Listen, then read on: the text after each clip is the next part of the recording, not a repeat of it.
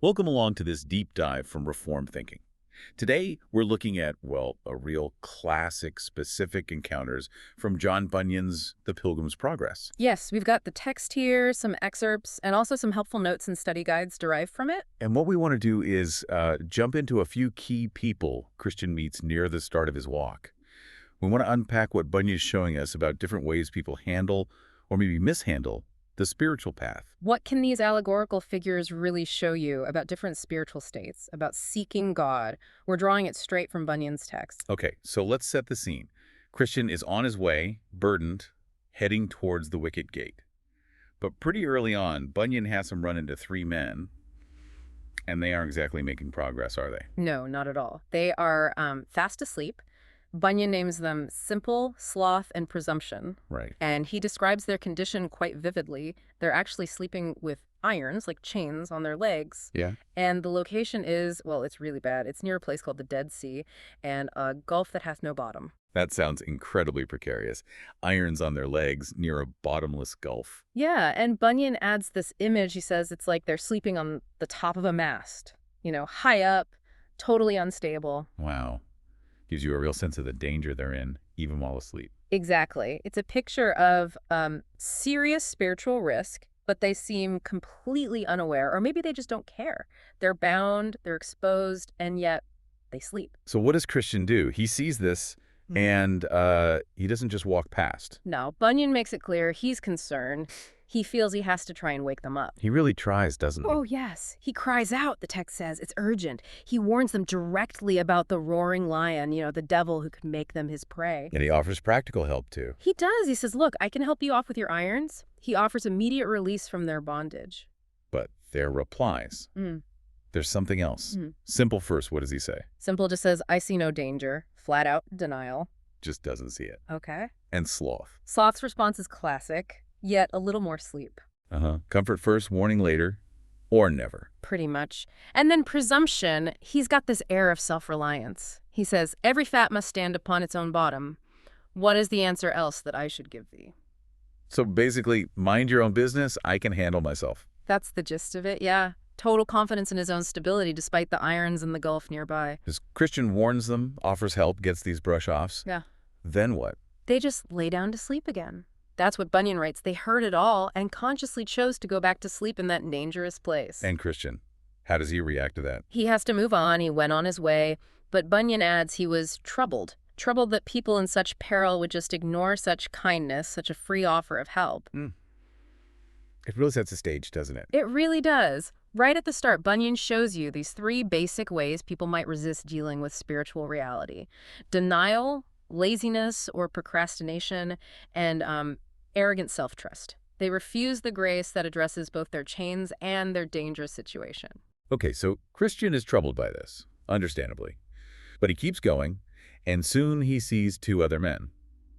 Their approach to the path is quite different. Very different. This isn't about sleeping, it's about how they got onto the narrow way in the first place. Christian came through the proper wicket gate, these two. Bunyan says they came tumbling over the wall on the left hand. Tumbling over the wall. That immediately sounds wrong. Illegitimate, maybe? Exactly. It signals they haven't followed the prescribed way. And who are they? Bunyan calls them formalist and hypocrisy. Fitting names. Very. And when Christian asks about their origins and destination, they say they're from a place called Vainglory, and they're heading for praise to Mount Zion. Okay, so the source is vainglory, the goal is praise. Not exactly ideal starting points. And Christian calls them out on how they got in. Right away, he asks why they didn't use the gate, which standeth at the beginning of the way.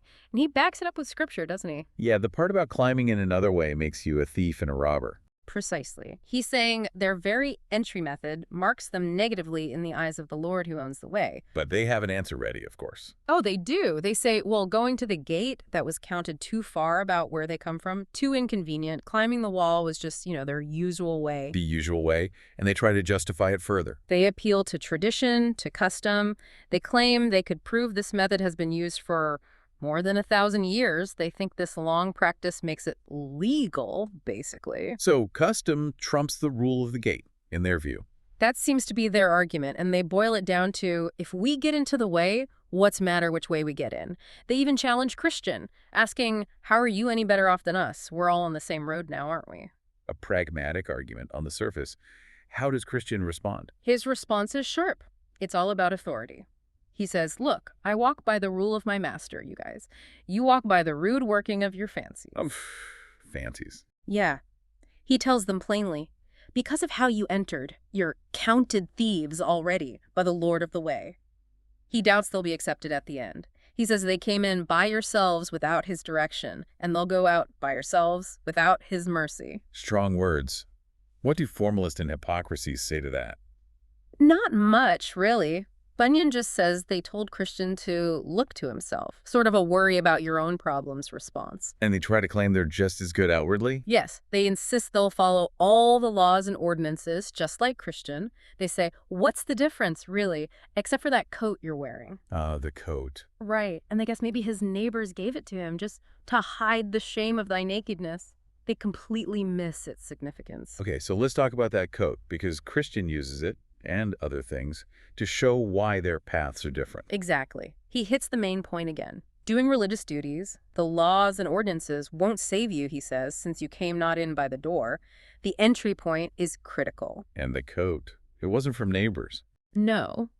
Christian explains it was a gift directly from the Lord of the place whither I go, given specifically to cover his nakedness, a token of his kindness. It's not about shame, it's about grace. And it serves a purpose later. Yes.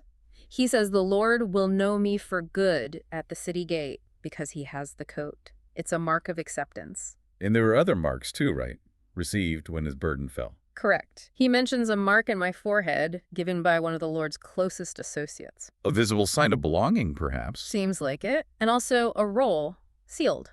This scroll serves two purposes. It's for his own comfort and guidance. He can read it on the way, and it's another token, proof that he'll definitely be allowed in at the celestial night. So coat, mark, roll. These are proofs of genuine entry and belonging. That's how Christian presents them. And he connects formalists and hypocrisy's lack of these things directly to their improper entry. He says, all which things I doubt you want, and want them because you came not in at the gate. You didn't start right, so you don't have the right credentials, essentially. That's the implication. And how do formalists and hypocrisy react when Christian lays all this out? What do? Bunyan says they just looked upon each other and laughed. Laughed. So they just dismiss it all. They don't get it or don't want to get it. It seems so. They clearly don't value these tokens Christian holds dear. After that, Bunyan says they all continued, but separately. Formalist and hypocrisy didn't talk much, while Christian kept ahead, sometimes sighing, sometimes feeling encouraged, often reading his roll for refreshment. Okay, so bringing these two encounters together, what's the contrast Bunyan is drawing for us?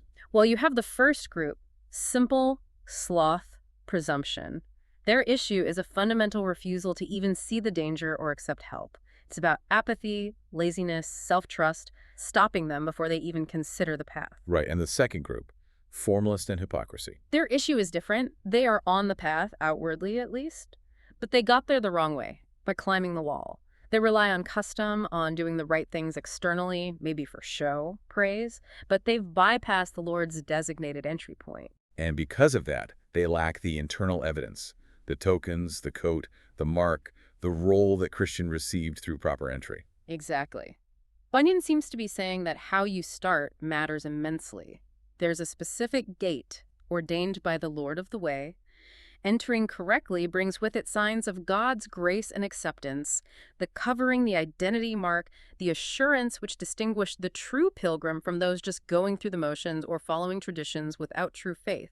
So these early encounters in the Pilgrim's Progress really highlight some foundational errors right from the get-go. They certainly do, and maybe it leaves you, the listener, with something to think about from Bunyan's perspective. Consider these characters. What might spiritual sleep, that denial or laziness, look like for you today? Or what kinds of customs or wall climbing might seem easier, more convenient than the way the Lord has actually set out? Right. And perhaps, how do you recognize and depend on those tokens of grace, those evidences of acceptance that Bunyan suggests the Lord gives to those who come to him his way? Something to consider.